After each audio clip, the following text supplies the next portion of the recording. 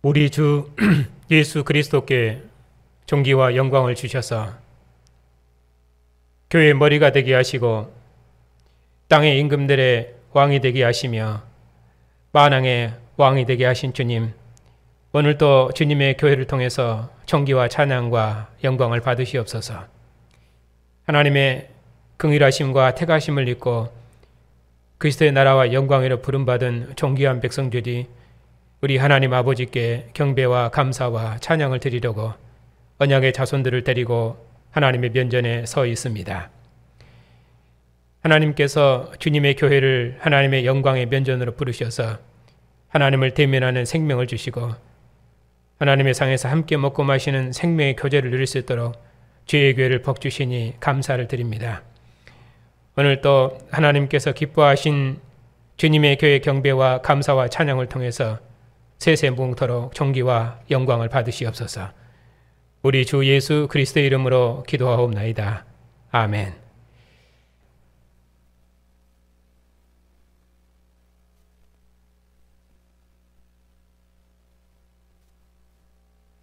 그들이 교회의 전송을 받고 베니게와 사마리아로 다니며 이방인들이 주께 돌아온 일을 말하여 형제들을 다 크게 기쁘게 하더라.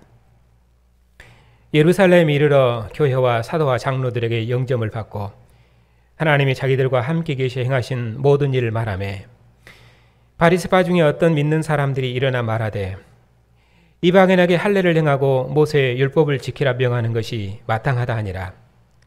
사도와 장로들이 이 일을 논하러 모여 많은 변론이 있은 후에 베드로가 일어나 말하되 형제들아, 너희도 알거니와 하나님이 이방인들로 내 입에서 복음의 말씀을 들어 믿게 하시려고 오래전부터 너희 가운데서 나를 택하시고 또 마음을 아시는 하나님이 우리에게와 같이 그들에게도 성령을 주어 증언하시고 믿음으로 그들의 마음을 깨끗이 하사 그들이나 우리나 차별하지 아니하셨느니라. 그런데 지금 너희가 어찌하여 하나님을 시험하여 우리 조상과 우리도 능히 매지 못하던 멍에를 제자들의 목에 두려느냐. 그러나 우리는 그들이 우리와 동일하게 주 예수의 은혜로 구원받는 줄 믿노라 하니라. 온 무리가 가만히 있어 바나와 바울이 하나님께서 자기들로 말미암아 이방인 중에 새가신 표적과 기사에 관하여 말하는 것을 듣더니 말을 마침에 야고보가 대답하여 이르되 형제들아, 내 말을 들으라. 하나님이 처음으로 이방인 중에서 자기 이름을 위할 백성을 취하시려고 그들을 돌보신 것을 시므온이 말했으니 선지자들의 말씀이 이와 일치하도다.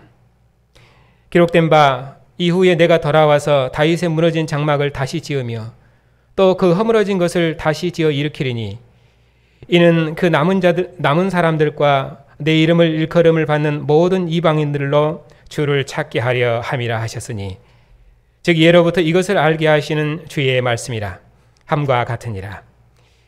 그러므로 내 의견에는 이방인 중에서 하나님께로 돌아오는 자들을 괴롭게 하지 말고 다만 우상의 더러운 것과 음행과 목매어 죽인 것과 피를 멀리하라고 편지하는 것이 옳으니 이는 예로부터 각 성에서 모세를 전하는 자가 있어 안식일마다 회당에서 그 글을 읽음이라 하더라.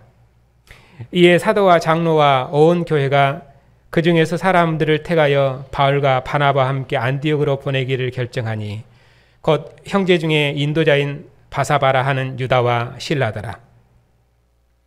그 편에 편지를 붙여 이르되 사도와 장로된 형제들은 안디옥과 수리아와 길리기아에 있는 이방인 형제들에게 문안하노라.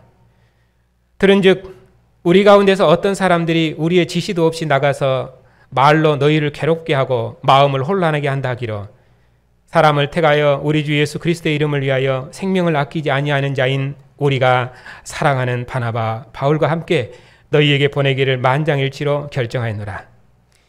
그리하여 유다와 실라를 보내니 그들도 이 일을 말로 전하리라. 성령과 우리는 이 요긴한 것들 외에는 아무 짐도 너희에게 지우지 아니하는 것이 옳은 줄 알았노니 우상의 제물과 피와 목매어 죽인 것과 음행을 멀리할지라. 이에 스스로 상가면 잘 되리라. 평안함을 원하노라 하였노라. 그들이 작별하고 안디옥에 내려가 무리를 모은 후에 편지를 전하니 읽고 그 위로한 말을 기뻐하더라. 유다와 실라도 선지자라.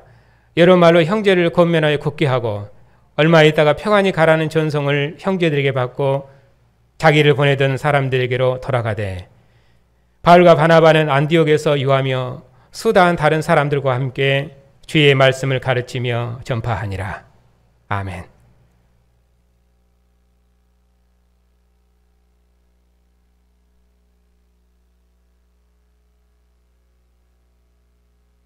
기도하겠습니다.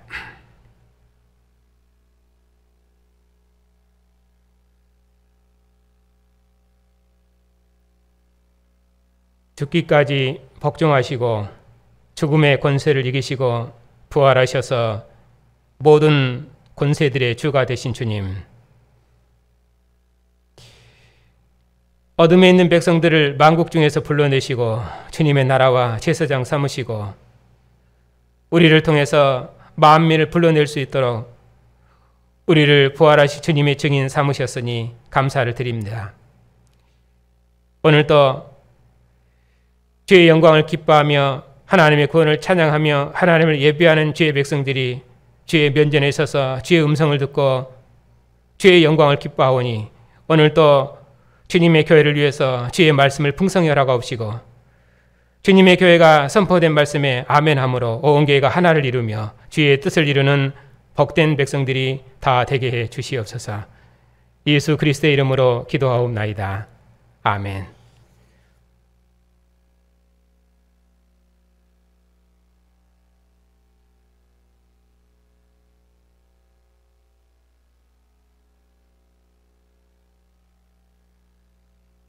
오늘 본문 사도행전 15장은 사도께서 2차 선교를 떠나시기 전에 복음이 무엇인가 하는 것을 확정한 내용입니다. 왜냐하면 사도께서 이제 2차 선교 사역을 떠나시면은 이 복음으로 교회를 세우셔야 되기 때문에 그만큼 중요한 개념입니다. 그래서 2차 선교 사역을 떠나시기에 바로 앞서서 이 본문이 있습니다. 35절부터 보면은 이제 사도께서 2차 선교 사역을 시작하시는 말씀이 있습니다. 다음 시간에 볼 내용입니다. 이처럼 사도께서 2차 선교 사역을 출발하실 때 바나바는 마가 요한을 데리고 가자고 했지만은 바울 사도께서는 바나바와 갈라설지라도 마가 요한을 데리고 가는 것을 거절합니다. 왜냐하면은 이 선교 사역이라는 것은 복음의 토대가 확실히 서 있지 않으면은 그러면은 그리스도의 교회를 함께 세울 수 없기 때문입니다. 선교는 우상의 권세 아래에 잡혀 있는 이방 백성을 대적의 선에서 구원하는 영적인 전투입니다. 그렇기 때문에 이 복음의 토대가 확실하게 잡혀 있어야 됩니다.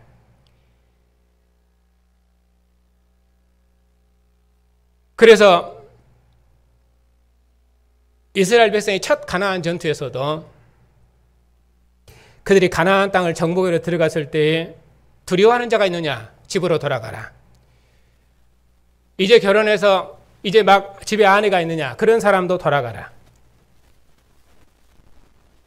그렇기 때문에 이 가나안 정복 전쟁이라는 것은 하나님 나라를 이루어가는 이 영적인 전투라는 것은 두려워하는 자는 함께할 수 없고 또 하나님께서 가나안 땅을 하나님 나라로 이루고자 하시는 하나님의 언약의 말씀을 확고히 붙들지 않으면 그들은 그 전쟁을 감당할 수가 없습니다. 그리고 사도께서는 예루살렘 공회에서 확정한 이 복음을 가지고 유대인과 이방인이 하나 된 교회를 세워야 하기 때문에 바로 이 복음을 들고 2차 선교를 떠나셔야 되기 때문에 15장에서 사도행전은 이 복음의 내용이 무엇인가 그것을 확정을 지어줍니다. 그런 의미에서 15장은 2차 선교 사역의 도입부입니다. 지금까지는 예루살렘에서 시작된 복음이 어떻게 땅끝까지 전파되었는가 하는 그 선교 상황이 강조됐다면 여기서는 사도께서 전파하시는 복음의 내용을 확정하는 부분입니다. 안디옥에서 이방인 할례 문제, 곧 이방인에게 율법을 지키게 할 것인가 하는 이 문제로 유대로부터 내려온 사람들과 사도들 사이에 많은 변론과 다툼이 있었습니다. 바로 이 문제를 해결하기 위해서 예루살렘에 공회가 열렸는데 공회가 변론을 통해서 이 문제를 확정했습니다. 그렇게 해서 교회에 분쟁이 없이 이견이 없이 교회를 하나되게 복음으로 하나되게 했습니다. 그것이 오늘 본문의 내용입니다.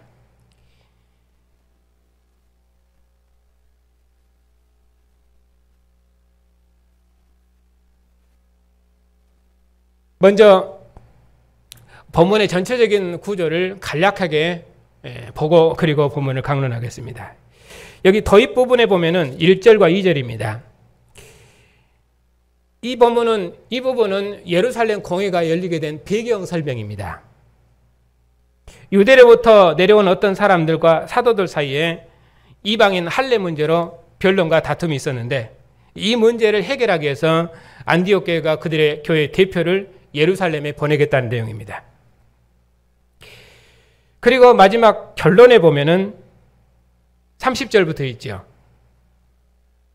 이 마지막 결론에서는 사도의 복음으로 온 교회가 하나 되었다.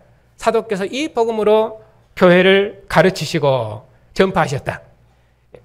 35절에 이렇게 되어 있습니다.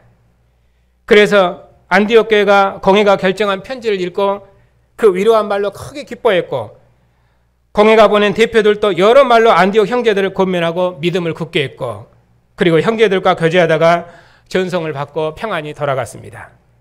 그리고 바나바와 바울은 이 말씀으로 많은 사람들과 함께 주의 말씀을 가르치고 증거했습니다. 이제 바울 사도의 교훈에 대해서 아무도 반박하는 자가 없었습니다.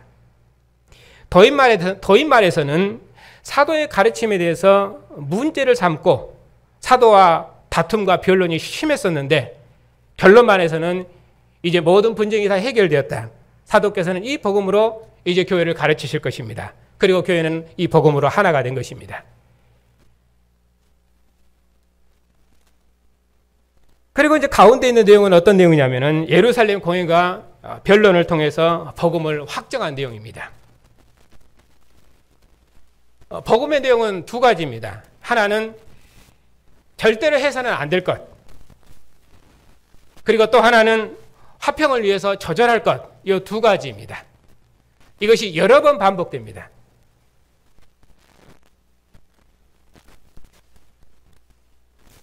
베드로의 말씀에서도 그것이 그 부분을 설명하고 또 야고보가 또 그 부분을 설명하고 그리고 22절에서 마지막 그 편지의 내용에서도 또 한 번 그 부분을 설명하고 세 번이나 연속 반복해서 설명을 하고 있습니다.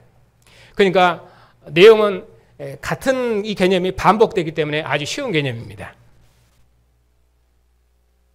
그런 구조로 돼 있다 그런 구조로 돼 있다고 우리가 큰 흐름을 보고 이제 본문을 보겠습니다. 자, 어떤 사람들이 1절입니다. 어떤 사람들이 유대로부터 내려와서 형제들을 가르쳤습니다. 여기서 이 어떤 사람들은 5절에 보면은 여기 어떤 사람들이 가르친 것과 5절에 바리새파 중에 어떤 믿는 사람들이 이 사람들이 가르친 내용이 같습니다. 그러니까 몸의 흐름으로 와서 이 어떤 사람들은 바리새파 그리스도인들일 것입니다. 이 사람들이 5절에 보니까 이방인에게 할례를 행하고 모세 율법을 지키라 명하는 것이 마땅하다 이렇게 말하고 있지요. 1절에서도 어떤 사람들이 유대로부터 내려와서 형제들을 가르쳤는데 뭐라고 가르쳤냐면은 너희가 이방인들한테 하는 말이죠. 너희가 모세 법대로 할례를 받지 아니하면 능히 구원을 받지 못하리라. 이 말씀에 대해서 이제 예루살렘 공회가 변론과 변증을 통해서 확증한 내용을 세 번 반복한다고 말씀드렸습니다.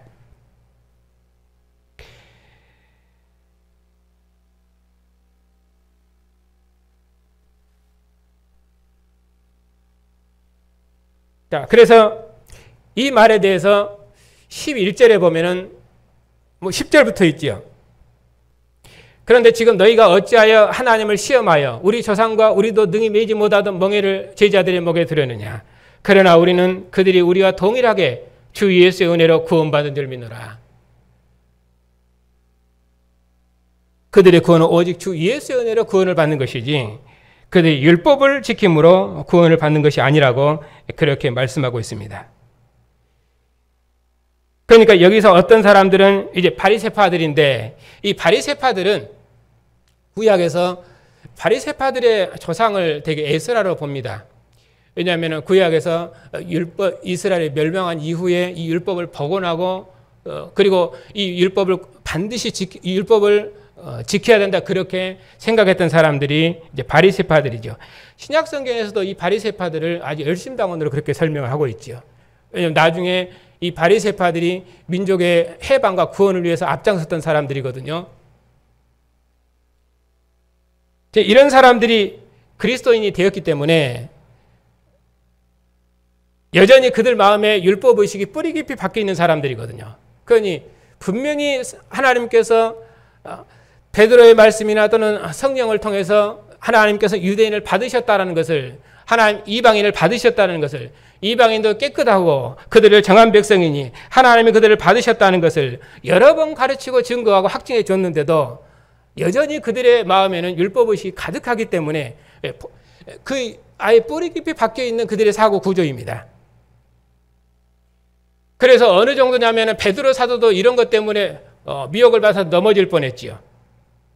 실은 그렇게 됐죠. 왜냐하면 사도 바울께서 베드로 사도를 그 문제로 심하게 책망을 하셨거든요. 이방인과 식탁 교제를 하다가 유대로부터 온 유력자들 때문에 그걸 외식을 베드로 사도께서 외식했거든요. 그리고 실제로 베드로 사도께서 하나님께서 베드로 사도에게 고넬료 사건을 통해서 이방인을 받아라 했을 때도 고넬료의 집에 가는 것을 사도께서 여러 번 머물거린 것을 우리가 알 수 있습니다. 이런 모든 것들은 유대인들은 율법의식이 그들의 뼛속 깊이 심겨져 있기 때문에 아마 그래서 그랬을 것입니다. 마가 요한도 아마 그것 때문에 그렇게 됐을 것이에요.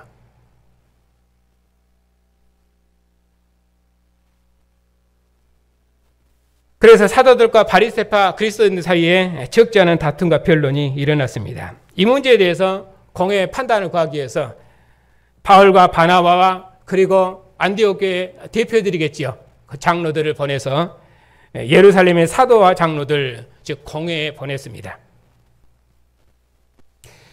그들이 예루살렘으로 올라가는 중에도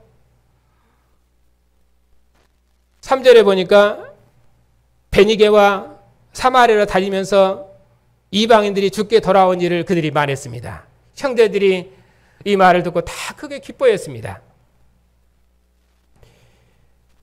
그리고 예루살렘에 도착해서도 교회와 사도와 장로들 앞에서 영접을 받고 하나님께서 자기들과 함께 계셔 행하신 이 모든 일을 다 말했습니다.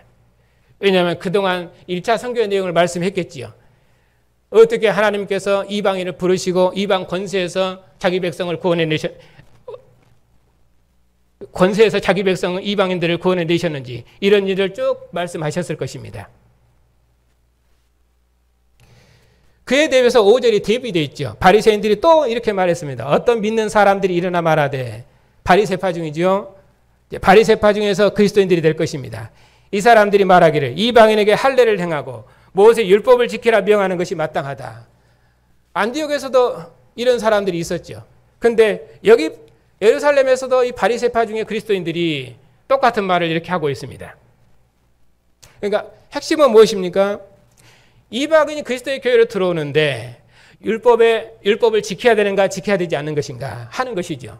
이 문제에 대해서 사도께서는 하나님이 여러 번 베드로를 통해서도 증언하셨고 말씀하셨기 때문에 이방인이 더구나 이스라엘은 그 율법의 나라가 멸망했거든요. 율법으로 통치했던 가나안 땅 하나님 나라는 멸망했어요. 그래서 사도께서 10절에 말씀하시기를 너희가 어찌하여 하나님을 시험하여 우리 조상과 우리도 능히 매지 못했던 멍에를 저자들의 이방인들의 목에 지우려느냐 이렇게 말씀하고 있지요. 율법의 나라도 망했습니다. 이제 하나님께서 아들을 통해 통치하신 새로운 나라가 왔거든요. 그런데 그런 이방인들에게 우리 조상과 우리도 매지 못했던 멍에를 매기면 되겠느냐 이렇게 말씀하고 있는 것이죠. 그래서 이런 두 다툼에 대한 문제들이 있었습니다. 그래서 사도와 장로들이 이 일을 의논하기 위해서 모였습니다. 이게 공회입니다.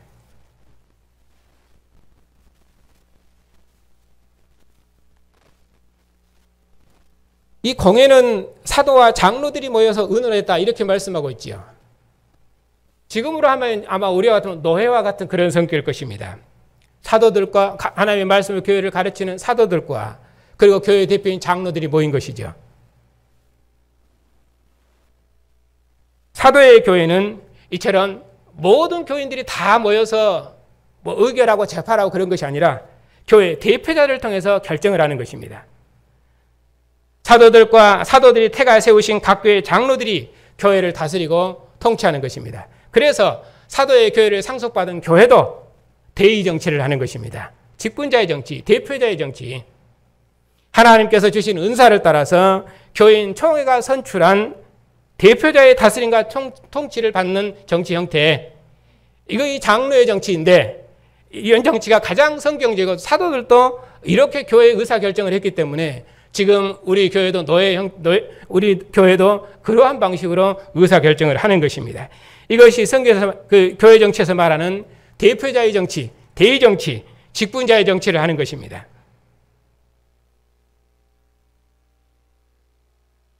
그래서 공회의 의결은 교회의 최종 의결이기 때문에 모든 교회는 이 의결에 매이는 것입니다. 서로의 의견이 다를지라도 교회가 목사의 의견을 중심으로 하나됨을 이루는 것은 하나님께서 목사를 통해서 교회를 가르치고 인도하시기 때문입니다. 그래서 공회가 이 복음에 대해서 확정을 했기 때문에 온 교회가 이 복음으로 하나를 이룬 것입니다.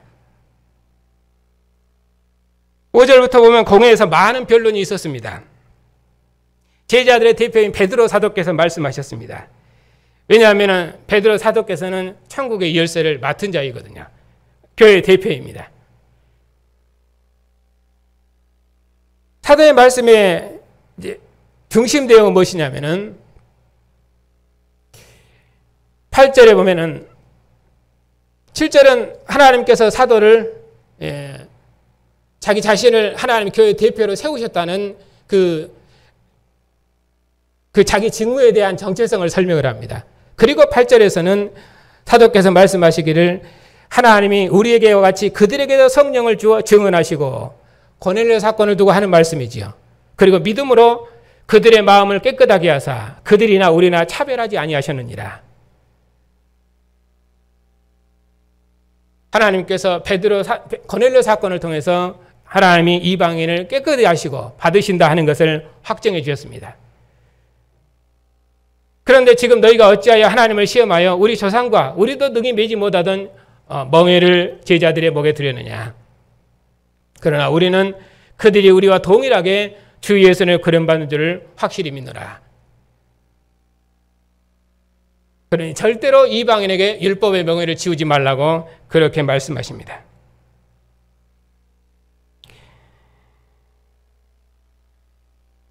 그리고 나서 12절에 보면은 다시 바나바와 바울이 하나님께서 자기들로 말미암아 이방인 중에서 행하신 표적과 기사에 대해서 또 말했습니다. 그러니까 계속 대비되는 것은 사도들을 통해서 하나님께서 이방인을 부르셨다는 것과 그리고 바리새파 그리스도인들이 율법으로 바리새파 그리스도인들이 말이죠. 이방인들이 하나님의 교회에 들어오려면 반드시 율법을 지켜야 된다. 이 말이 계속해서 대비되어 있습니다. 이 두 내용에 대해서 논쟁하고 지금 토론하는 내용이고 회의 내용들입니다. 그래서 이게 계속 반복되고 있는 것입니다. 무리들이 이 말을 다 들었습니다. 사도께서 이 말씀을 마치자 야고보 사도께서 또 대답하셨습니다. 결정문이죠. 형제들아 내 말을 들으라. 하나님이 처음으로 이방인 중에서 자기 이름을 위할 백성을 취하시려고 그들을 돌보신 것을 시몬이 말하였으니 선지자의 말씀이 이와 일치하도다. 기록된 바 이후에 내가 돌아와서 다윗의 무너진 장막을 다시 지으며 또 그 허물어진 것을 다시 지어 일으키리니 이는 그 남은 사람들과 내 이름으로 일컬음을 받는 모든 이방인들로 주를 찾게 하려 함이라 하셨으니 즉 예로부터 이것을 알게 하시는 주의 말씀이란 것 같으니라. 베드로의 말씀처럼 하나님 이방인을 받으셨는데 이것은 하나님의 선지자를 통해서 조상들에게 약속했던 일이 아니냐. 지금 그것이 이루어지고 있는 것이다. 그것이 이루어지고 있는 것이니라. 그러므로 내 의견에는 하면서 결론을 맺고 있습니다. 야고보의 대답이 무엇입니까? 19절입니다. 이방인 중에서 하나님께로 돌아오는 자들을 괴롭게 하지 말아라. 다만 우상의 더러운 것과 음행과 목매어 죽인 것과 피를 멀리하라. 이렇게 편지하는 것이 옳으니 이는 예로부터 각성의 모세를 전하는 자가 있어 안식일마다 회당에서 그 글을 읽음이라 하더라. 이렇게 하나님께서 선지자의 말씀도 있고 선지자의 말씀이 이루어졌기 때문에 이방인 중에서 하나님께로 돌아오는 자들에게 절대로 율법의 멍에를 지어서는 안 된다. 이거 절대 해서는 안 될 것을 말씀하십니다. 그리고 또 한 가지는 다만 하면서 이제 이것은 사랑의 덕의 문제지. 형제들과의 사랑의 덕의 문제입니다. 형제들을 배려하는 것입니다.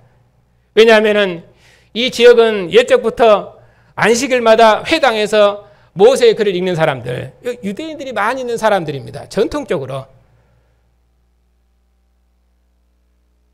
그렇기 때문에 이것은 유대인들이 많이 있는, 회당이 많이 있는 곳이에요. 유대인들이 많이 있기 때문에 그리스도인들이 여기 들어왔을 때 그 유대인들을 생각을 해야 되거든요. 그렇기 때문에 그 유대인들과의 저 뒤에서는 29절에서는 뭐라고 말씀하십니까? 자, 똑같은 말을 하고 있는데 우상의 제물과 피와 목매어 죽인 것과 음행을 멀리하라. 이에 스스로 상가면 잘 되리라. 평안함을 원하노라. 그래서 유대인과의 이 화평, 이것을 위해서 이런 것들은 조절해야 되지 않냐. 그렇게 말씀하죠. 왜냐하면 이것은 이러한 방식은 이렇게 먹는 것이라도 이런 것들은 유대인과 이방인이 극렬하게 대비되는 방식입니다. 이방인들은 피를 먹는 그것이 건강식인가는 모르겠지만 유대인들은 피는 생명에서 하나님만 받으시는 것이지 다 쏟아야 되거든요. 그런데 그런 방식으로 그들이 한 식탁에 앉을 수가 없지요. 그래서 그런 것을 조절을 해달라 이렇게 부탁을 했습니다.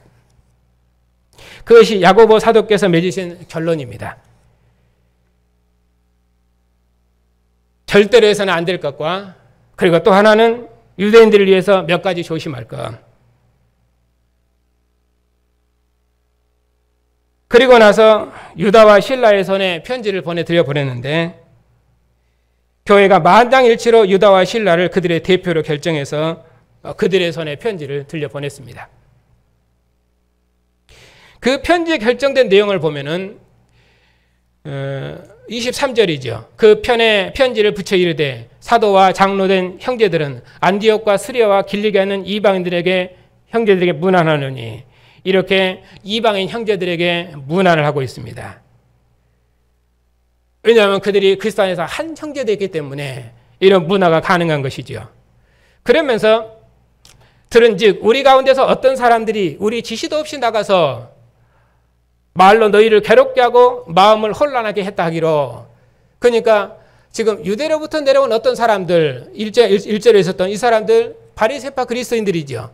그러니까 이 사람들이 내려와서 지금 이방인들도 율법을 지켜야만 할례를 받아야만 구원을 받는다고 했기 때문에 그것은 우리가 보낸 사람들이 아니다. 우리가 보낸 사람들이 아니다. 우리 지시도 없이 나간 사람들이다. 그러면서 그들과 관계없는 사람들을 이렇게 설명을 하지요. 근데 그 사람들이 너희를 괴롭게 하고 마음을 혼란하게 했다라는 소리를 들었는데 이제 우리가 사람을 택해서 너희에게 보내기로 만장일치로 결정했다. 그러면서 이제 25절, 26절에 보면은 바나바와 바울을 향한 예루살렘의 공회의 그 큰 애정, 사랑을 표현되어 있어요. 바나바와 바울을 어떻게 설명합니까? 우리 주 예수 그리스도의 이름을 위하여 생명을 아끼지 아니하는 자인 우리가 사랑하는 바나바와 바울. 이렇게 공회가 이방 선교를 위해서 생명을 아끼지 아니하고 수고했던 바나바 바울에 대해서 그렇게 큰 사랑을 나타내고 있습니다. 이 사람들과 함께 우리의 대표자를 만장일치로 확정해서 너희에게 보내겠다. 그가 우리의 결정 내용을 너희에게 알려줄 것이다 하고 보냈습니다. 그러면서 그 내용에 보니까 성령과 우리는 이 요긴한 것들 외에는 아무 짐도 너희에게 지우지 아니하는 것이 옳은 줄 알았느니, 아무 짐도 너희에게 지우지 않는 것이 옳은 줄 알았느니, 그러나 이 요긴한 것들 외에는 뒤에서 설명하죠. 우상의 제물과 쭉 하면서 또 반복해서 설명을 하고 있습니다. 그러니까 예루살렘 공회 갖고 있는 대표들이 안디옥에 내려와서 무리를 모아서 공회를 대신해서 공회가 확정한 편지를 다 읽어줬습니다. 그래서 안디옥교회 형제들이 그 위로한 말로 크게 기뻐했습니다. 유다와 실라도 선지자로서 형제들을 권면하고 믿음으로 굳게 하고, 그리고 안디옥에서 얼마 있다가 평안히 전송을 받고 예루살렘으로 다시 돌아갔습니다. 이제 바나바와 사울의 가르침이 옳다고 공회가 확정했기 때문에 율법주의자들은 앞으로 더 이상 교회를 미워하지 못할 것입니다. 율법으로 교회를 괴롭게 하고 혼란스럽게 하는 자들을 이제 더 이상 교회에 발붙일 수 없도록 확정해 줬기 때문입니다. 그래서 사도들은 이제 아무런 장애 없이 여러 사람에게 이 복음으로 교회를 가르칠 수 있었습니다. 교회는 이 율법주의자들을 제거해서 교회가 하나됨을 완전하게 했습니다. 그래서 이제 교회는 모든 근심이 사라진 것입니다. 사도께서 안디옥에서 유하시면서 많은 형제들과 함께 주님의 말씀을 가르치며 전파하셨습니다. 이제는 그 어느 누구도 이방인에게 율법의 멍에를 지울 수가 없습니다.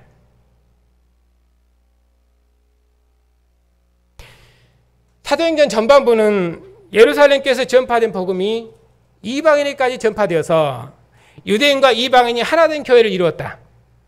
이 유대인과 이방인이 하나된 교회를 이루는 일에 그 어떤 대적도, 그 어떤 환란도 막을 수 없었다. 그렇게 해서 그 12장에 있었지요. 큰 기근이 왔어도 유대인과 이방인 교회가 하나된 걸 막지 못했고, 그리고 세상 권세자의 대적에도 불구하고 유대인과 이방인이 하나된 걸 막지 못했습니다. 하나님께서 대적의 권세를 죽이셨죠. 그것이 앞부분에 강조되어 있습니다. 그런데 여기서 하나됨은 어떤 의미로 하나되는가?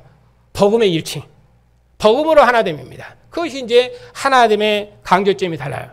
왜냐하면 유대인과 이방인이 하나 됐으면은 이제는 이 복음으로 하나 돼야 되고, 이 복음으로 하나된 교회를 사도께서 만국 중에 세워낼 것입니다. 그래서 사도의 2차 선교에 출발하기 앞서서 사도께서 전하시는 복음이 무엇인가를 확정하고 시작하는 것입니다.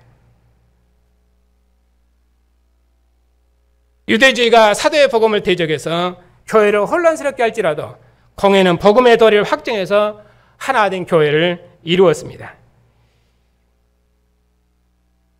왜냐하면 이제 율법의 나라는 망했고, 이제 남은 자에게 약속한 다윗의 후손왕이 통치하는 나라, 하나님의 아들이 통치하는 새로운 나라, 이제는 이방인도 유대인과 함께 주님의 식탁에 앉을 수 있는 나라를 가져왔기 때문에, 천하 만민을 부르시는 새로운 시대가 왔기 때문에 이제는 그 누구도 이방인에게 멸망해버렸던 이전의 율법의 멍에를 지워서는 안 됩니다.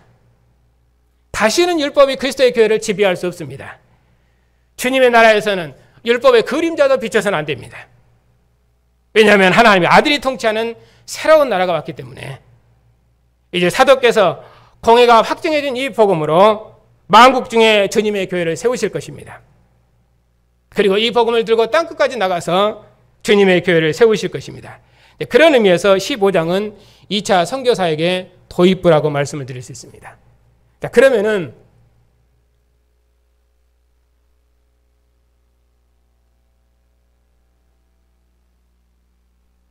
안디옥에 있었던 이 복음에 대한 다툼 때문에 예루살렘 공회가 이것을 확정해 줬는데, 확정해 준 내용은 두 가지라고 말씀드렸습니다. 하나는 절대로 해서는 안 될 것. 이것은 복음에 대한 근본 개념입니다. 근본 개념입니다. 이방인과의 식탁교제에서 베드로 사도께서 외식했을 때 바울 사도께서 어떻게 베드로를 책망하셨는지 우리가 잘 알고 있습니다.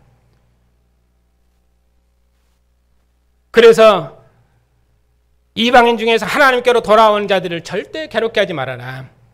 우리와 우리 조상도 매지 못했던 율법의 멍에를 왜 저들에게 메우려 하느냐. 그러지 말아라. 그렇게 해서 절대는 해서는 안 될 것과, 그리고 두 번째는 형제를 위해서 덕을 세울 것, 이 두 가지를 말씀하고 있지요.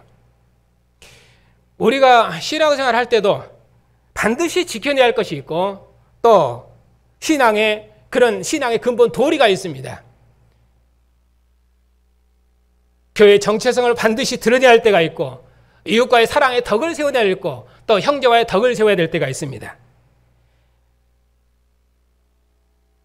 그런 점에서 코로나 상황에서 오늘 우리 교회가 처한 상황이 있기 때문에 이 부분을 설명하지 않을 수 없습니다.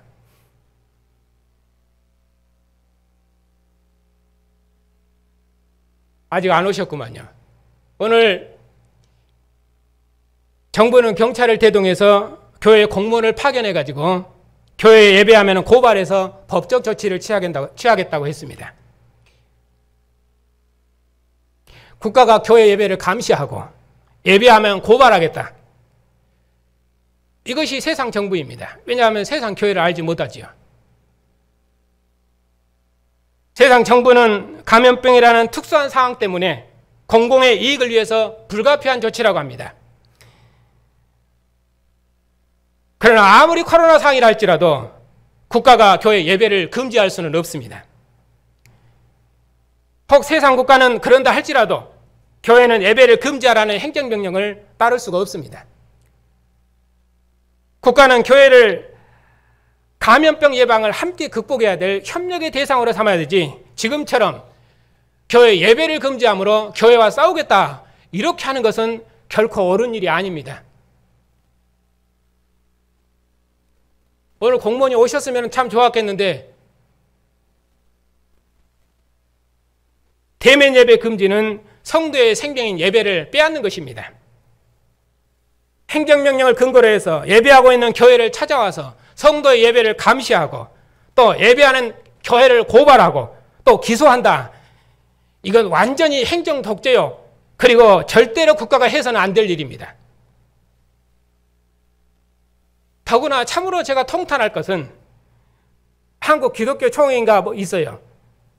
지난 월요일날 저녁에 TV에 나오더라고요. 이 사람들이 예배를 금지하는 것은 금지하는 이 국가의 행정명령을 교회는 따라야 된다. 그렇게 결정을 했습니다.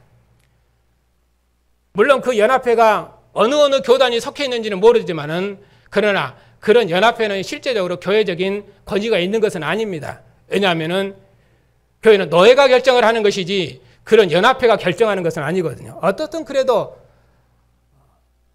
교회들이 모여있는, 교단들이 모여있는 그 연합회 총회에서 이런 결정을 했다는 것은 참으로 두려운 일입니다. 교회 총회가 언론을 통해서 예배를 금지하라는 행정명령을 따르겠다고 공적으로 공표한 것은 제가 알기로는 아마 신사참배 이후로 처음 있는 일입니다. 교회사에서. 이것은 국가든 교회든 절대로 있어서는 안 될 일입니다. 그런 의미에서 국가와 교회와의 관계를 설명하지 않을 수가 없습니다.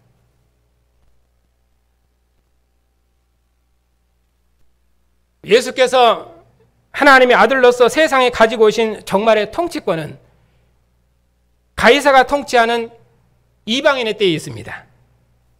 로마 제국은 가이사의 나라요, 황제인 가이사가 통치하는 나라입니다. 이스라엘이 멸망한 후로는 하나님께서 바벨론 왕에게 자기 백성을 맡기셨습니다.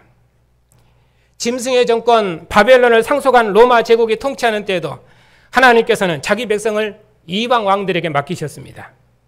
바로 그때 하나님께서 이스라엘 하나님만 하늘의 하나님이시다. 로마의 압제 아래서 가이사의 통치 아래 있는 유대인들의 하나님만, 그의 아들을 온 세상 왕으로 오신 남은 자들의 하나님만 바로 하늘의 하나님이시다. 바벨론 궁중에서 사자굴의 남은 자들에게 찾아오신 다니엘의 하나님만 하늘의 하나님이심을 증거하셨던 것처럼 로마 제국 아래에 있는 자기 백성들에게 그의 아들을 보내신 남은 자들의 하나님만 온 세상을 다스리고 통치하시는 하나님이시다 하는 것을 증언하셨습니다. 바로 그런 상황에서 가이사의 것은 가이사에게, 하나님의 것은 하나님에게 그렇게 말씀하십니다. 그러니까 이 말씀은 가이사의 나라와 하나님의 나라를 대등하게 설명하는 것이 아니라 세상 나라에 대한 하나님 나라의 통치권, 세상 나라에 대한 하나님의 통치권, 이걸 주장하시므로 아들의 나라와 그의 왕권의 영광스러움과 탁월함을 증거해서, 그의 왕권의 권위를 증거해서 그 왕권을 맡은 주님의 교회가 어떻게 하나님의 왕권을 세상에 드러낼 것인가 하는 것을 교회에 증언하고자 하는 것입니다. 이 말씀의 구약 배경은 예레미야서와 다니엘서입니다. 예레미야와 다니엘은 이방의 때를 선포한 선지자입니다. 하나님께서 이스라엘을 열국 중에서 세상의 장자 나라로 택하셨습니다. 하나님께서는 가나안 땅의 모든 대적을 진멸하시고 정복하셔서 그 땅을 자기 백성에게 기업으로 주셨습니다. 그 땅에 다윗의 보좌를 두시고 율법의 말씀으로 통치하셨습니다. 다윗의 아들 솔로몬을 다윗의 보좌에 앉히심으로 다윗 왕조의 영원함을 약속하셨습니다. 하나님께서 다윗을 통해서 열국을 칼의 권세로 정복하셔서 그의 영광을 열방에 드러내셨습니다. 이스라엘의 왕들도 다 다윗의 길을 걸어 하나님의 왕권을 세상에 드러냈습니다. 다윗 왕도 때는 모든 이방 나라를 정복해서 모든 이방 왕으로 하여금 다윗의 하나님 앞에 세금을 바치도록 했습니다. 그래서 다윗 왕의 통치가 온 세상에 미치도록 해서 하나님의 영광을 온 세상에 증거하고 나타내셨습니다. 이것이 가나안 땅에서 하나님 나라를 경영했던 방식이었습니다. 그리고 그것이 가나안 땅 하나님 나라를 경영하는 이스라엘의 정체성이며 영광이었습니다. 이방 나라는 다윗 왕조에 복종하고 세금을 바침으로 다윗 왕조의 영광에 참여했습니다. 그래서 열국은 이스라엘 역사에서 이스라엘 하나님만 열국의 하나님이시다, 이스라엘 하나님만 열국의 하나님이시다 하는 것을 찬양했고, 이처럼 이스라엘은 하나님의 왕권을 세상에 드러내는 여호와의 증인으로 그들의 생을 걸었습니다.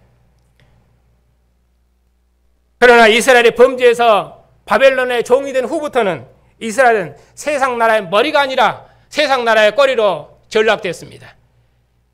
여호와의 영광을 증거하는 열국의 머리가 아니라 열국의 석국이 되어서 이방 나라의 종이 됐습니다. 그때부터가 이방인의 때입니다. 그래서 이스라엘이 이방에 포로된 후로는 하나님께서 하나님 나라의 역사를 기록하는 방식도 바사왕 고레스 원년에 하는 방식으로 이방 나라의 왕들의 이름으로 하나님의 역사를 기록했습니다. 하나님께서 이방인의 때를 가져오셨기 때문에 이제 이스라엘은 하나님께서 세우신 이방 나라와 왕들을 섬겨야 한다고 선지자들은 가르쳤습니다. 왜냐하면 이제는 이스라엘 하나님 만군의 여호와께서 하늘의 왕으로서 이방 제국 바벨론을 통해서 이제는 열방을 다스리실 것이기 때문입니다. 하나님께서 이전처럼 가나안 땅 예루살렘에서 통치하지 않으실 것입니다. 이제는 이방 땅 바벨론 궁중에서 신실한 남은 자들과 함께 만국을 다스리실 것입니다. 하나님께서 자기 백성 이스라엘을 바벨론의 종이 되게 하신 것은 이스라엘을 버리신 것이 아니라 잠시 이방 왕의 손에 자기 백성을 맡기신 것입니다. 그러니 이방 나라 왕들은 교만해서는 안 됩니다. 자신들의 힘이 강해서 이스라엘을 정복한 줄 알고 이스라엘의 하나님을 조롱해서는 안 됩니다.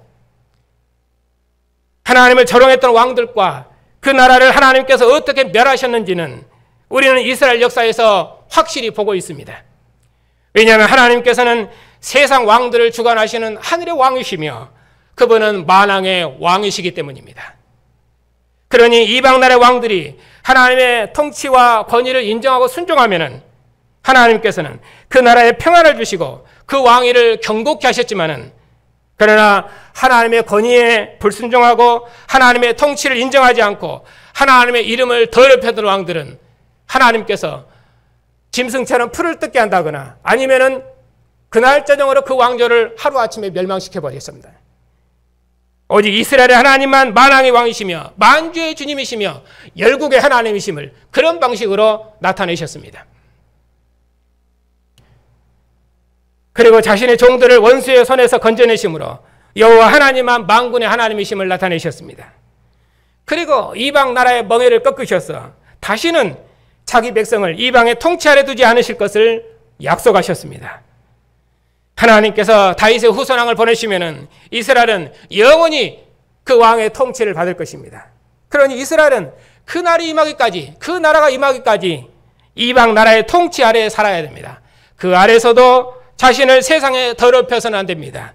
그리고 거룩한 백성으로 살면서도, 그러면서도 이방 왕과 그 나라의 번영을 위해서 기도하며 그 나라를 위해서 봉사해야 했습니다. 왜? 하나님께서 자기 백성을 이방 왕들의 손에 맡기셨기 때문에. 그러나 다니엘은 이방 신에게 절하지도 않고 또 이방 왕의 부정한 양식으로부터 자신을 더럽히지 않으면서도 바벨론 궁중에서 이방 나라를 위해서 봉사했던 것입니다. 이제 하나님께서 이방 왕 궁중에 있는 남은 자들에게 약속하신 대로 다윗의 후손왕으로 그의 아들을 보내셨습니다.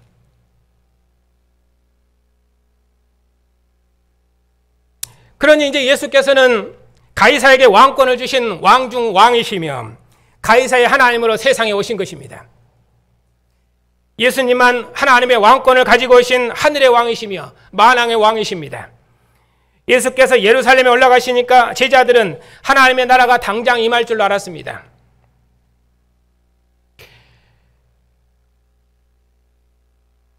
로마의 권세를 무너뜨리고 예수께서 왕이신 나라를 세울 줄 알았습니다. 그러나 예수께서는 씨 뿌리는 비유를 통해서 하나님 나라의 비밀을 말씀하셨는데, 예수께서 다윗의 후손으로 오셔서 설립하신 이 천국, 예수께서 통치하는 이 나라는 주님 다시 오실 때까지 온 세상이 주님의 나라로 들어올 때까지 발전하고 진행될 것이며, 그렇게 해서 주님의 교회로 하여금 이 마지막 나라를 봉사하게 경영할 수 있도록 하나님의 역사를 다시 뒤로 물렸습니다. 이처럼 예수께서 아버지께로 가셨다가 그의 왕권을 가지고 다시 오실 때까지 주님의 통치를 이루는 교회는 만민을 부르시는 주님의 뜻을 이루며 추수 때까지 열매 맺는 백성으로 하나님의 교회를 부르셨던 것입니다. 이처럼 이방인의 때가 이렇게 연장된 것은 천하 만민이 그리스도께 복종하는 그 나라가 되기를 원하시는 하나님의 무궁한 자비하심 때문이었습니다. 이것이 예수께서 설립하신 하나님 나라였습니다. 그러니 예수께서 그 왕권을 가지고 다시 오시기까지는 여전히 이방인의 때가 진행될 것입니다. 그리고 여전히 교회는 이방 왕의 권세 아래에 있을 것입니다. 그러니 가이사의 것은 가이사의 것입니다. 그러나 하나님의 것은 하나님의 것입니다.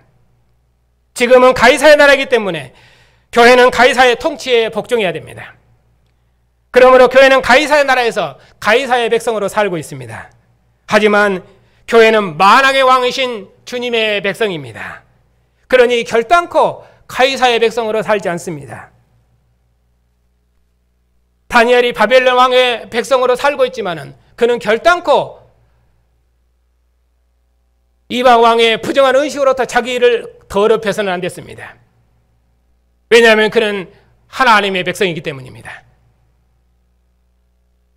교회는 하나님의 이름으로 오신 주님의 백성으로서 예수께서 가져오실 우주적인 왕권을 소망하면서 예수의 왕되심을 증언하며 찬양합니다.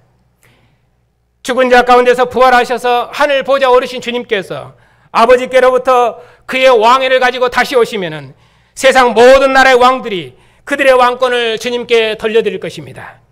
그리고 예수께서 모든 왕들의 왕이심을 세세토록 경배하고 찬양할 것입니다. 이것이 오늘날 이방인의 때를 살고 있는 교회의 정체성입니다. 그러면 가이사의 하나님으로 오신 주님은 누구십니까? 예수께서는 죽은 자 가운데서 부활하심으로 하늘 보좌 오르셨습니다. 그러면서 너희 하나님이 살아계시면 내 손에서 자기 백성을 건져낼 신이 어디 있느냐 하는 하나님의 권위에 대항하는 모든 세상 나라의 왕들의 권세를 꺾으셨습니다. 그 주님께서 세상 나라의 왕들을 세우시고 세상 나라를 다스리십니다. 그러므로 주님께서는 가이사의 하나님이시며 모든 왕들의 왕이십니다. 교회는 이 왕의 통치와 나라를 세상 나라와 왕들에게 나타내는 왕의 백성들입니다. 그럼에도 불구하고 주님께서 세상에 다시 오셔서 온 세상의 왕으로 그 영광을 나타내시도록까지 교회는 여전히 이방인의 때를 살 것입니다. 하나님께서 세상 나라 왕들에게 권세를 주셔서 하나님의 통치를 맡기셨기 때문에 교회는 이방인의 때를 살 것입니다. 하나님께서 아들을 죽은 자 가운데 살리셔서 하늘 보좌를 주셨지만은 그 주님께서 다시 오셔서 열방의 권세를 파하시기까지는 여전히 세상은 세상 나라의 권세자들이 통치하고 교회는 그 나라에 속해 있습니다. 이런 역사적인 상황이 교회가 처한 위치입니다. 아직도 세상 나라의 왕들이 주님 앞에 복종하지 않습니다. 그리고 하나님이 그들에게 주신 왕권으로 주님의 교회를 핍박하고 조롱합니다. 그리고 하나님의 이름을 멸시합니다. 그러니 우리가 소망해야 할 것이 무엇이겠습니까? 하나님의 이름이 멸시를 받고 하나님의 백성들이 멸시와 조롱을 받는 이 탄식의 시대를 끝내고 하나님이 속히 오셔서 그 영광의 나라를 이루시는 것입니다. 그것이 우리의 소망입니다. 하나님께서 이스라엘에게 이방 나라에 복종하라고 말씀하신 것은 언약을 범한 이스라엘 백성들이 내린 저주였습니다. 동시에 바벨론 포로된 백성들에게 그들이 거하는 이방 나라를 위해서 기도하라고 명령하셨습니다. 그것은 포로된 자들을 돌아오게 하실 때까지 하나님께서 자기 백성을 이방 왕의 손에 맡기셨기 때문입니다. 그러나 거짓 선지자들은 뭐라고 했습니까? 백성들을 미용해서 이스라엘로 망하겠습니다. 우리는 하나님의 백성이기 때문에 거룩한 도성 예루살렘은 절대로 멸망하지 않는다고 그러면서 이방 나라와 싸우자 하면서 백성들을 선동해서 오히려 이방 나라에 복종하라는 예레미야를 죽였습니다.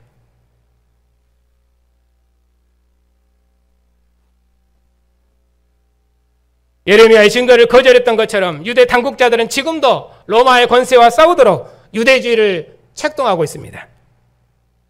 바로 그런 상황에서 자신을 남은 자들에게 약속한 종말의 왕으로 증언하셨습니다. 그래서 내 나라는 진리에 속한 나라를 말씀했기 때문에 이방 나라의 왕이 예수께 죄를 찾을 수가 없었습니다. 도덕죄는 죄를 찾지 못했다 그 말이 아니라 이런 사람은 나라의 반역을 일으킬 사람이 아니에요. 왕권을 뒤집을 사람이 아닙니다. 아무 죄가 없지요.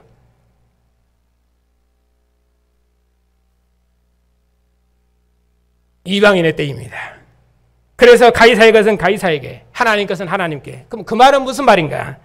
이것은 교회와 국가의 관계를 설명하려는데 목표가 있는 것이 아니라 로마와 싸우도록 유대주의를 책동하려는 자들에게 자신을 남은 자들에게 약속한 종말의 왕으로 증언하고 계시고, 그리고 종말의 나라와 종말의 통치가 왔다라는 것을 그 역사를 설명하는 그 문맥에서 하는 말입니다.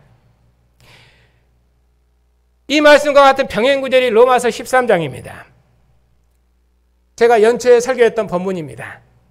로마서 문맥은 이방의 권세 아래서 만민을 부르시는 마지막 시대를 봉사하는 이 종말론적인 상황에서 그 성교 문맥에서 설명하는 본문입니다.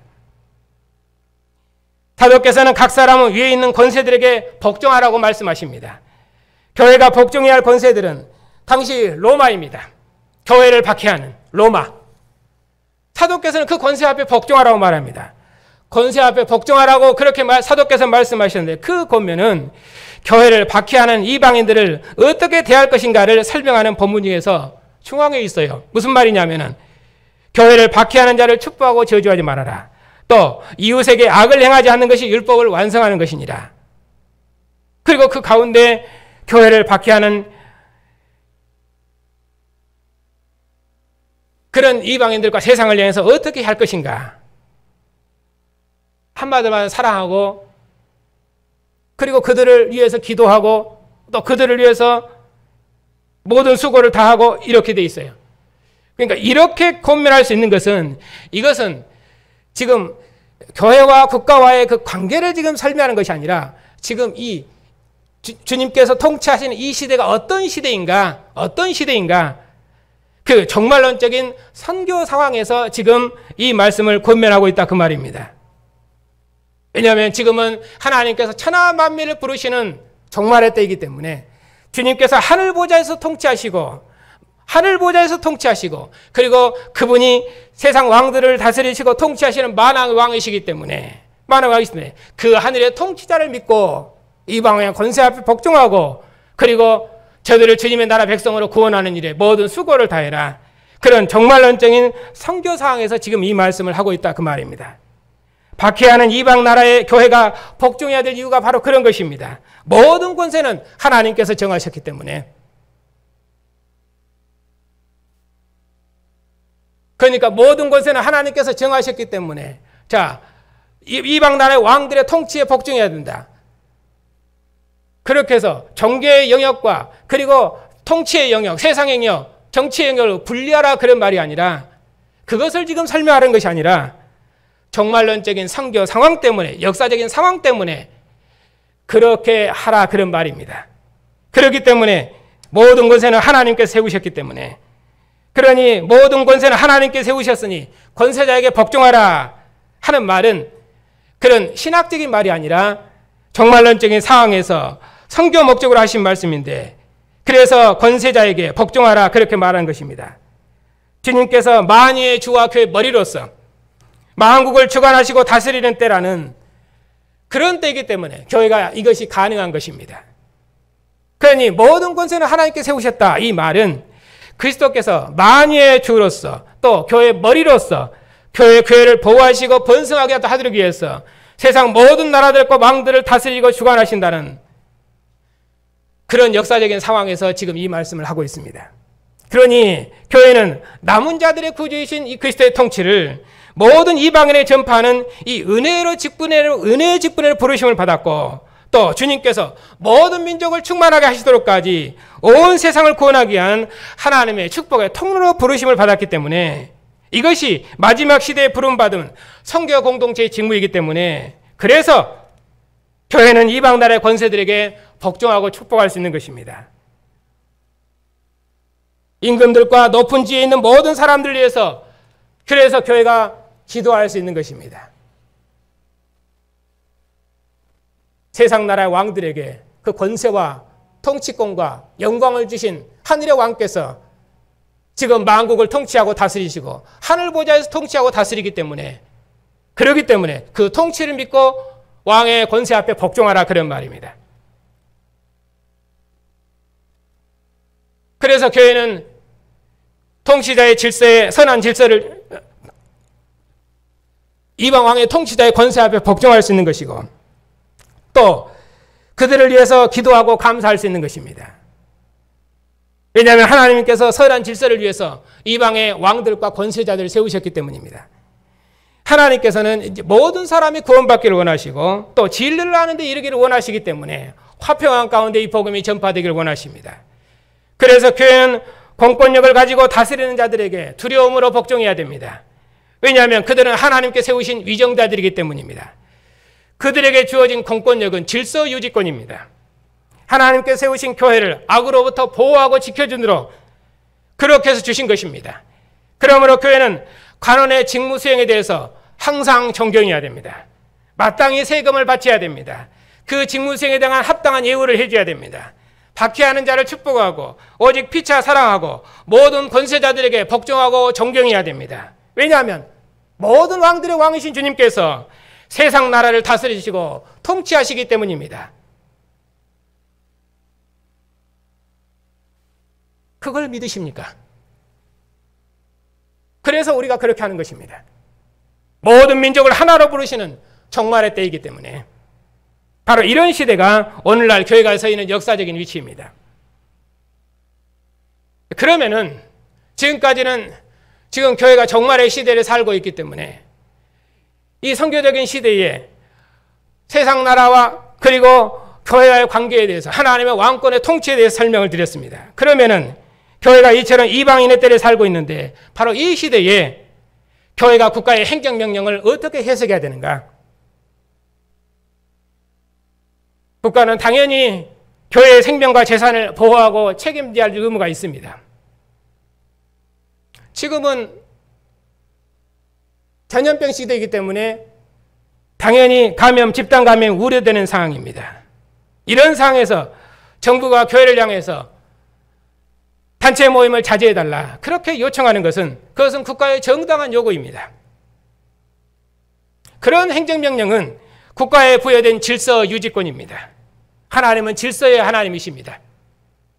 공권력은 하나님께서 주신 권위입니다.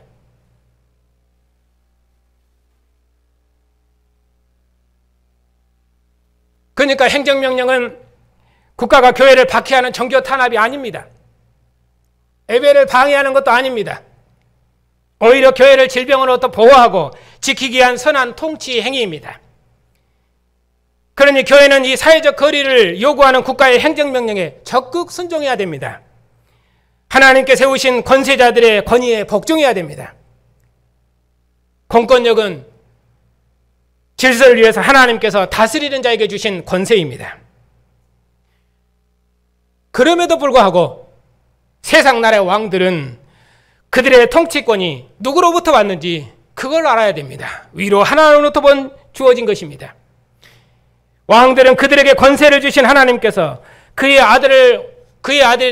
아들에게 왕권을 주어서 그 아들을 통해서 온 세상을 통치하고 다스리시는 그 영광스러운 나라가 임하기까지 하나님께서 그에게 주신 왕권으로 하나님의 통치를 대행해야 됩니다. 자기의 나라가 아닙니다. 세상 나라의 통치자들은 주님의 교회를 보호하고 지켜야 됩니다. 공의로운 도로 선한 통치를 드러내야 됩니다. 교회만 보호하라 그 말이 아니라 교회를 박해하지 말라 그 말입니다. 왜냐하면 하나님께서 이스라엘을 잠시 바벨론에 맡기신 것처럼 주님 다시 오시기까지 하나님께서 교회를 세상 나라의 통치자들에게 맡기셨기 때문입니다. 그러니 세상 나라의 왕들은 주님의 교회를 박해함으로 주님의 왕권을 대적해서는 안 됩니다. 세상 나라의 왕들은 주님께서 그의 왕권을 가지고 오시기까지 교회를 보호함으로 하나님의 권위에 복종해야 됩니다. 하나님께서 교회를 통해서 온 세상을 복종시키는 이 일을 세상 나라는 대적해서는 안 됩니다. 왜냐하면 세상 왕들에게 통치권을 주신 분은 그리스도를 모든 왕들의 왕으로 세우신 하나님이시기 때문입니다. 그러니 세상 나라와 그 왕들이 그러한 룰을 범치 않도록 교회는 그 나라와 왕들을 위해서 기도해야 됩니다. 왜냐하면 왕들이 공의로운 도로 백성을 다스리지 않으면 교회는 많은 환난과 박해를 받기 때문입니다. 그러나 지금의 상황을 보십시오. 국가는 방역이라는 이름으로 교회 예배를 아예 금지하고 심지어 예배하는 교회를 찾아와서 감시하고 그리고 예배하는 교회를 고발하고 예배하는 성도들에게 벌금을 부과하고 우리가 무엇을 잘못했습니까? 우리가 법을 어긴 것이 무엇이 있습니까? 이처럼 교회 예배를 금하고 성도를 박해하는 것은 자신에게 세상 통치권을 허락하신 하늘의 하나님을 대적하는 것입니다. 하나님께서 교회를 세상 왕의 권세 아래 두셨기 때문에 교회는 세상 왕의 통치에 복종하고 세상 왕의 나라와 번영과 평화를 위해서 기도하겠지만은 지금 세상 나라는 그 도를 넘었습니다. 혹 코로나가 걸릴 수도 있으니 예방 차원에서 교회 예배를 금지하는 것이니 이걸 누가 방역이라고 하겠습니까? 예배하지 말라고 했는데 너희 예배했으니 고발해서 벌금을 부과해서 일벌백계 하겠다. 그런 세상 통치자는 그건 옳은 일이 아닙니다. 이것을 누가 방역이라고 말할 수 있겠습니까? 아직 아무런 일도 벌어지지 않았는데 혹 확진자가 나올 수도 있으니 너희는 예배하지 말아라 하는 이 국가의 행정명령을 누가 방역이라고 말할 수 있겠냐 그 말입니다. 방역은 국가보다 교회가 더 잘할 수 있습니다. 국가는 교회를 여러 단체 중에 하나로 보지만은 교회는 한 피와 한 살로 연합된 형제로서 서로 사랑하고 위하는 생명의 공동체입니다. 교회처럼 명예를 중요시하는 단체가 없습니다. 교회가 세상에서 도덕적으로 비난을 받으면 그것처럼 부끄러운 일이 없습니다. 그런 단체가 방역을 소홀히 하겠습니까? 예배를 할 것인가 말 것인가? 예배를 어떻게 할 것인가? 그것은 국가의 명령이 아니라 우리의 일입니다. 국가가 개입할 일이 아닙니다. 그런데 국가가 예배를 해라, 예배를 하지 말아라. 찬송을 해라, 하지 말아라.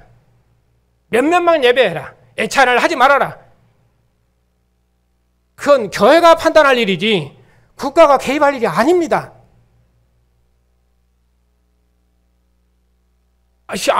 심지어 이번 설에 가족끼리 5인 이상 모여서 식사하지 말라고 명령했습니다. 그것도 벌금 어기면은 벌금 부과한다고 그랬습니다. 국가가 가정에서 이루어지는 교제까지 법으로 규제하고 가족끼리 식사하는 징계를 어기면은 벌을 주겠다고 그렇게 말합니다.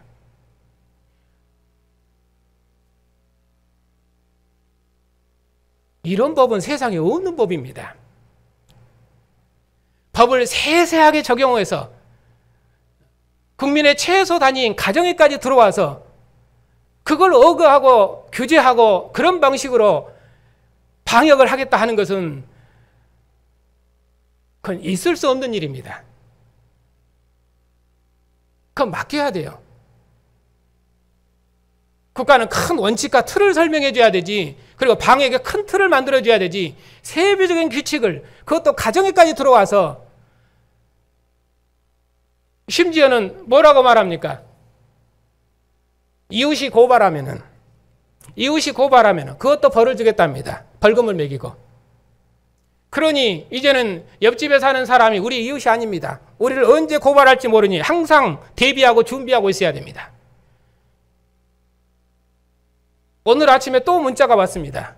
뭐라고 문자가 왔느냐? 20명 이상 예배하지 말아라.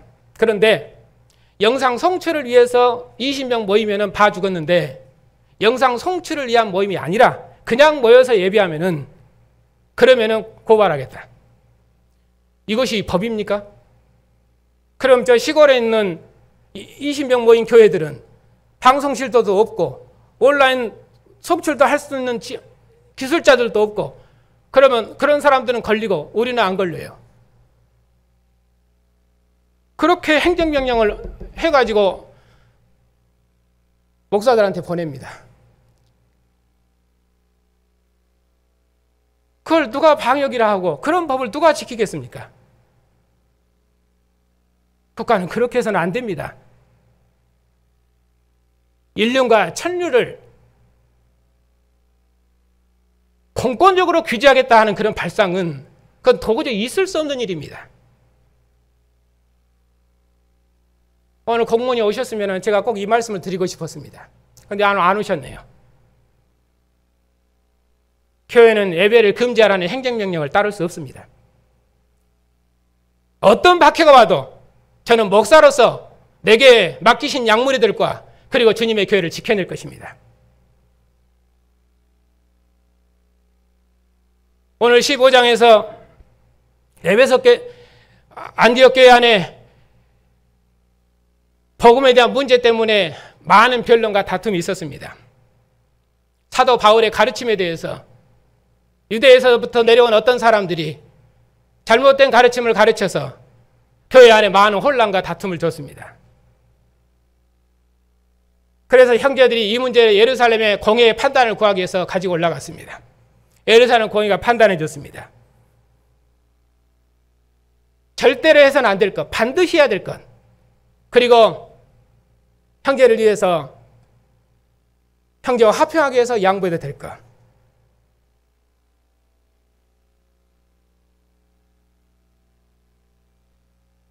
코로나 초기에는 그래서 제가 이 본문으로 여러분 설교할 때 국가의 행정명령을 따라서 어떻게 사회 공동체의 일원으로서 우리가 함께 이 어려움을 극복해낼 수 있을 것인가, 거기에다 초점을 두고 설교도 그렇게 했습니다. 그런데 처음에는 제한, 부탁 이렇게 하다가 지금은 뭐라고 말합니까? 지금은 아예 금지. 이제 금지만 하다가 뭐라고 말합니까? 이제 와서는 이제 벌을 주겠답니다. 벌금. 그리고 재판, 그리고 사법 처리하고. 그리고 심지어 그것이 어디까지 들어옵니까? 가정에 있는 친교의 교제까지 들어옵니다. 우리 집은 3명밖에 없으니까 밥을 3명이 먹지요. 5명 있는 가정은 밥을 먹을 수가 없습니다. 국가가 와서 벌금 매길 것이에요. 있을 수 없는 일입니다. 국가가 그러면 안 됩니다.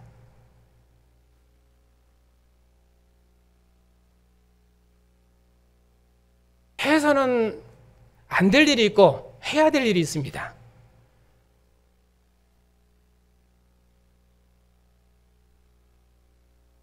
해야 이렇게 마스크 당연히 쓰고 해야 되지요. 우리 성도님이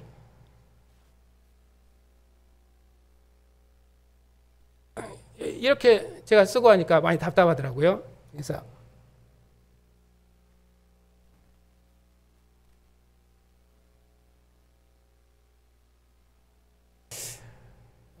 그래서 이제 우리 성도님 한 분이 저한테 좋은 마스크를 보내줬습니다. 그랬더니 마스크를 제가 이전에 텔레비를 한번 본 적이 있거든요. 또 그 행정명령 때문에 그 마스크 문제로도 한번 얘기가 나온 적이 있었어요. 그런데 이런 마스크는 되는데 우리 교인이 나한테 준 마스크는 안 된답니다. 왜 안 되냐니까 이게 완전히 막아줘야 된답니다. 왜? 이렇게 튀어나갈 수 있으니까.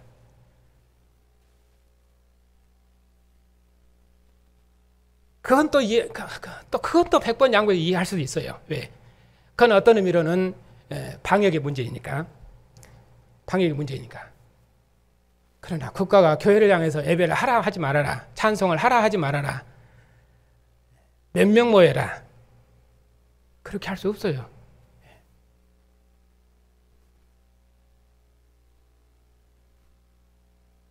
예루살렘 공회가 이 문제를 결정을 했습니다. 물론 이 문제는 실은 이 사도행전 15장의 그 병행 구조는 갈라디아서 2장입니다. 그 상황이 거기 있습니다. 거기서는 갈라디아서 같은 경우는 어떤 내용이냐면은 그 사도의 권위에 복종하지 아니하고 사도의 교훈을 대적하는 자들에 대해서 사도께서 말씀하시는 내용이고, 여기서는 그런 부분은 아니거든요. 서로 의견이 달랐을 때, 서로 가르침이 달랐을 때 어떤 가르침이 옳으냐 하는 것을 확정해 준 것이고요. 그렇기 때문에 2장의 성격과 갈라디아 2장의 성격과는 다릅니다. 어떻든 여기서는 사도께서 두 의견이 있을 때, 교회 안에 이 두 의견이 있을 때, 그러면 그것이 어느 것이 옳은가, 그것을 공회, 노예가 모여서 확정을 했습니다. 그러면은 교회는 이것에 매이는 것입니다. 처음에는 이 일 때문에 교회 안에 분란이 있었지만은 그건 분란은 아니지요. 왜냐하면은 그건 의견의 차이니까. 우리 성도님들이 당에서 일어난 일이나 또 교회 안에서 일어난 이런저런 토론에 대해서 교회가 분열됐다, 그렇게 말씀하시는 분들이 있어요. 그러나 그것은 분열이 아니고 의견의 차이입니다. 의견의 차이, 서로 생각이 다른 것이에요. 서로 생각이 다른 것이에요. 그것은 정당한 토론이고, 그리고 그것은 건전한 방식입니다. 여기서 이 말하고 저기서 저 말하고 또 저기서 저 말하고 모두가 다 그런 말을 할 수 있어야 돼요. 그것을 목사의 권위로 눌러서는 안 됩니다. 그러니까 교회 안에 일어나는 이런저런 많은 문제들은 그것은 교회가 살아있다는 증거입니다. 지극히 정상적입니다. 지극히 정상적이에요. 그래서 그런 많은 변론과 토론을 통해서 무엇이 옳은지 배워가고 또 확증해 나가는 것입니다.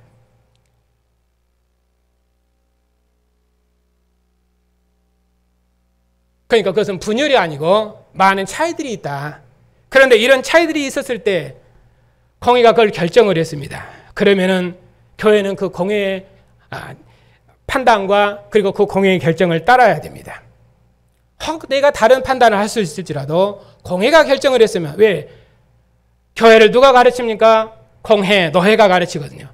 노회가 파송한 목사를 통해서 무엇이 옳은지, 무엇이 그른지, 교회는 어느 방향으로 가야 되는지, 교회는 어떻게 예비해야 되는지, 그리고 어떻게 예찬해야 되는지, 어떻게 성찬해야 되는지, 그것은 하나님의 말씀으로 교회를 가르치는 목사의 판단입니다.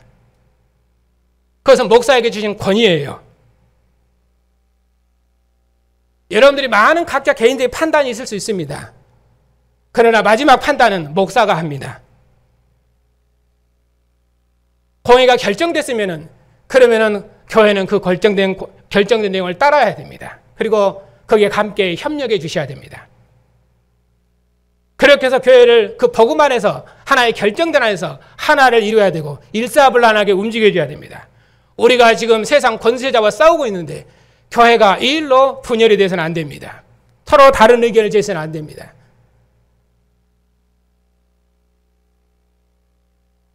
전선이 흐트러지면은 싸울 수가 없거든요.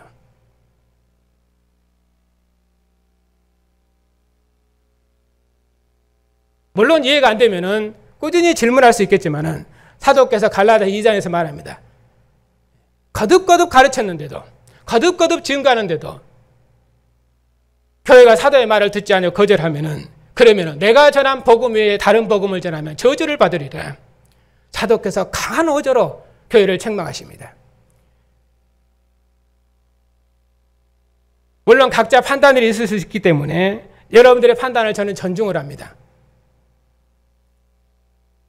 그러나 그 판단이 목사가 생각했을 때 그렇게 두어서는 교회에 유익하지 않겠다 했을 때는 일정 기간 정도는 여러분의 의견을 듣고 그리고 의견을 받아들일 수 있지만은, 그러나 그것을 계속 들 수는 없는 것입니다. 왜냐하면 그것은 소위 말하는 교회를 분열시킬 수가 있거든요. 그렇기 때문에 혹 여러분의 판단이 그러할지라도 목사가 이 문제에 대해서 성경적인 근거를 가지고 여러분들이 설명을 하고 그리고 말씀을 드리면은 교회는 따라줘야 됩니다. 그렇게 해서 교회가 이 복음으로 하나를 이루어서 이 상황을 함께 극복하고 이루어내줘야 됩니다. 그걸 여러분이 해 주셔야 돼요.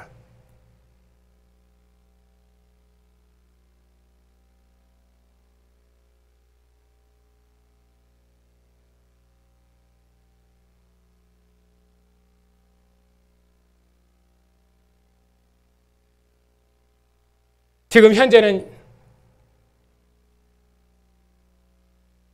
국가가 교회를 향해서 지금 이런 상황이 있습니다. 가정예배 하시는 분도 이 상황도 여러분들이 잘 기억하시고 함께 기도해 주셔야 됩니다. 하나님께서 세우신 위정자들과 나라를 위해서 기도하셔야 됩니다.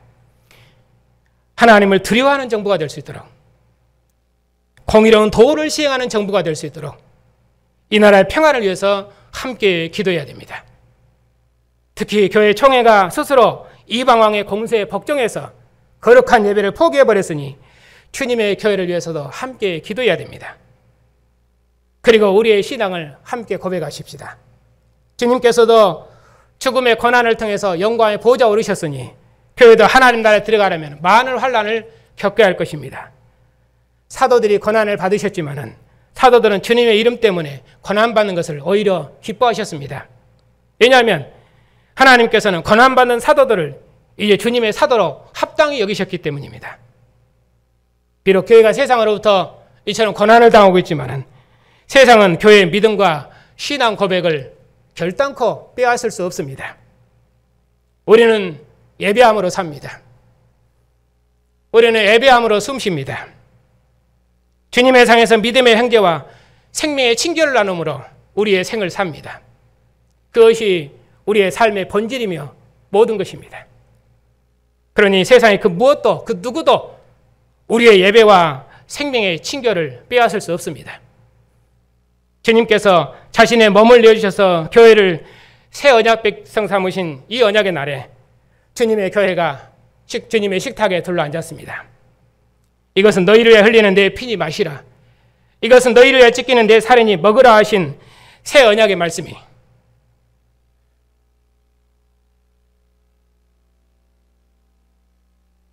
오늘 우리의 심장에 있습니다.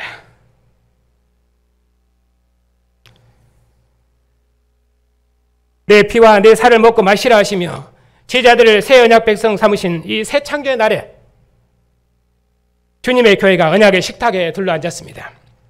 이 언약의 식탁으로 부르신 주님의 존귀한 백성들을 이 세상 모든 악한 자로부터 지키시고 주님 품 안에 있는 생명과 안식과 평안으로 모든 대적을 이길 수 있도록 주님께서 지키실 것입니다. 이 언약의 식탁에서 주님의 교회가 함께 먹고 마실 때마다 주님의 죽으심과 부활을 기억하십시다. 이 언약의 식탁에 앉을 때마다 주님께서 우리를 부르신 뜻을 기억하고 주님께서 죽음의 잔을 마심으로 영광의 자리에 오르셨던 것처럼 오늘 고난 중에 있는 교회도 이 길을 걸음으로 주님의 영광에 이를 것입니다. 그리고 부활하신 주님을 힘있게 증언하십시다.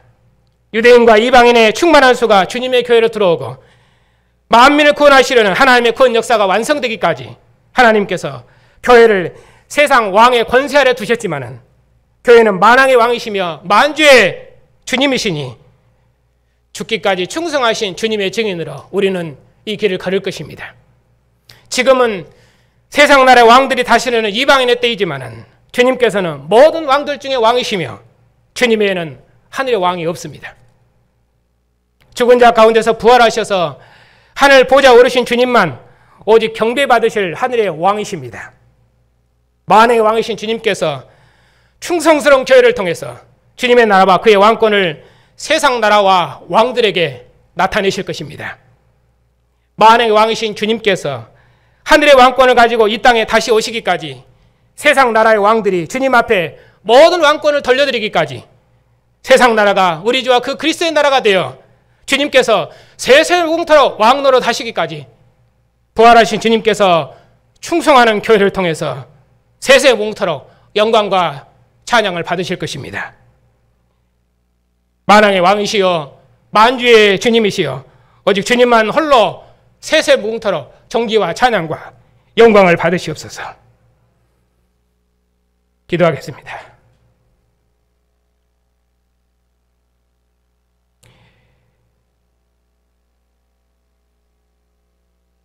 모든 왕들과 권세들 중에 참 왕이 되신 주님의 백성들이 세상 권세자가 교회를 박해하고 교회 예배를 핍박하는 이 어둠의 때에 주님의 교회가 주님의 이름으로 함께 주의 상에 앉았습니다. 주의 생명의 상에 앉고 주님을 예배하는 주님의 거룩한 백성들을 주님께서 지키시고 인도하셔서 교회가 온 세상을 구원하시는 하나님의 영광의 증인으로서 죽은 자 가운데서 부활하신 주님만 오직 우리의 왕이시며 천하 만민의 왕이시며 온 세상을 통치하시고 다스리시는 만왕의 왕이심을 신실히 증거하는 복된 교회를 이루게 주시옵소서. 오늘도 주님께서 주신 잔을 들고 주님께서 주신 떡을 먹을 때에 죽음의 고난 중에도 오직 아버지의 뜻에 순종하신 주님을 기억하고 주님의 고난에 참여하는 충성스러운 백성들을 통해서 하나님께서 주의 나라를 만국 중에 이루시옵소서. 우리 주 예수 그리스도의 이름으로 기도하옵나이다. 아멘.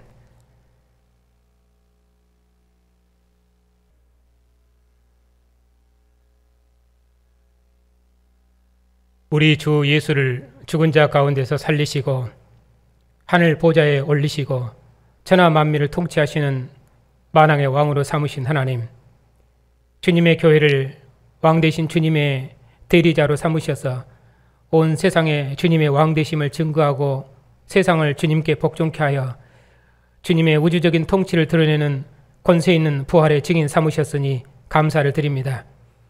주의 백성들에게 주님의 권세와 영광을 주셔서 교회의 증거를 통해서 만민이 주님의 권세에 복종하는 것을 우리 눈으로 보게 해 주시옵고 천하 만민을 그 어두운 권세에서 불러내셔서 나라와 제사장 삼으시고 주님 오셔서 그 영광을 세상에 나타내시기까지 하나님의 선한 통치를 믿음으로 힘있게 봉사할 수 있도록 주의 교회를 복주시옵소서.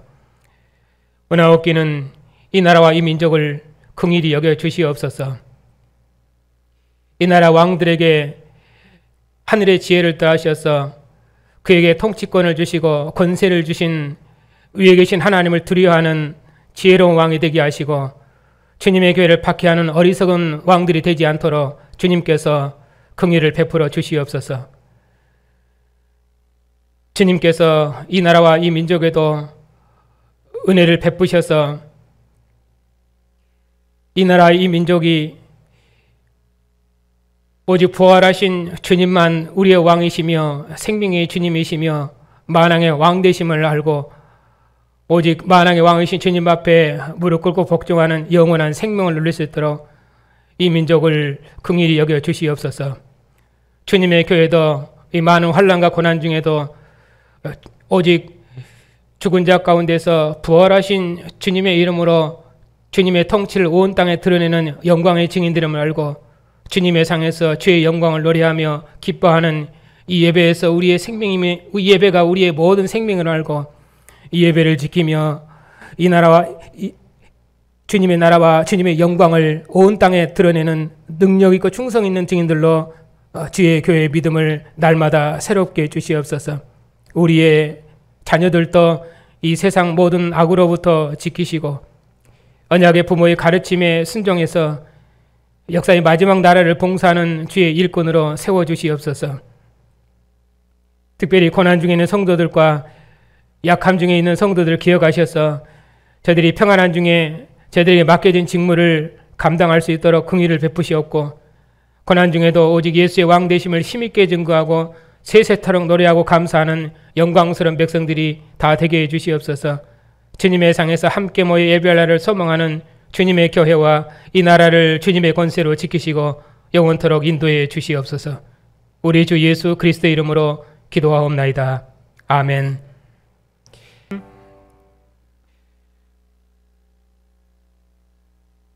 교회의 왕이신 우리 주 예수 그리스도의 은혜와 하나님의 사랑과 성령의 인도하심이